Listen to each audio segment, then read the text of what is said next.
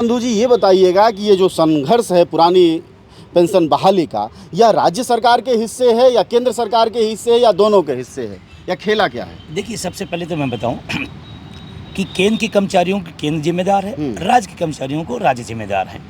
और ये हमारे यहाँ की संवैधानिक व्यवस्था है। अगर केंद्र का विषय होता तो अलग अलग राज्यों में अलग अलग डेट में क्यों लागू हुआ, एक साथ पूरे देश में लागू होता। फिर अगर सबके ज़रूरी होता तो पश्चिम बंगाल, त्रिपुरा और केरला में एनपीएस व्यवस्था स्टार्टिंग पॉइंट में नहीं लागू हुआ था। उसके बाद में त्रिपुरा में भाजपा सरकार आई, लागू कर दिया, केरला में लागू हो गया। एनपीएस को आज तक पश्चिम बंगाल स्वीकार नहीं किया।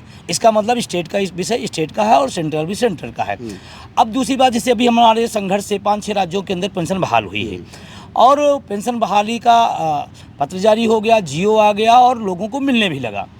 अब उसका पैसा, जो हमारा पैसा कर्मचारियों का और राज्य सरकार का पैसा एसडीएल में जमा हुआ, उसको मना कर रहे हैं देने से, जबकि वो अवैधानिक है।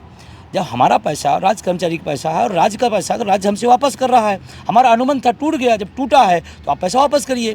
और इस तरह की व्यवस्था में केंद्र सरकार में कैसे तमाम सारे लोग थे जिनका विज्ञापन का मैटर था या नियुक्तियाँ ज्वाइनिंग बाद में हुई, ऐसे केंद्र सरकार के 35,000 से ज़्यादा लोगों को एनपीएस से ओपीएस में आए, उनका पैसा वापस हो गया। जब उनका एक का नियम तो एक होगा, आगे मुझे बाएँ चलना है तो 1 लाख नहीं 1 करोड़ लोग आए तो बाएँ चलना है, ट्रैफिक रूल्स है।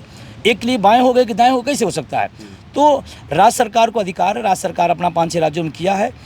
अभी जो भाजपा शासित राज्य हैं वो इसलिए नहीं कर रहे, उनकी मजबूरी हम समझते हैं। अभी मैं मदर से लौट के आया हूँ तो क्योंकि केंद्र में बीजेपी सरकार है, बिना प्रधानमंत्री जी के पत्ता नहीं हिलना है, तो वो मजबूरन फंसे हुए हैं। जबकि आपने भी हिमाचल और कर्नाटक के मुख्यमंत्रियों से बयान सुना होगा कि मैं तो सहमत था, मैं तो अपनी केंद्रीय नीति को अवगत करा दिया था कि बिना पुरानी पेंशन के हम सरकार नहीं बना सकते।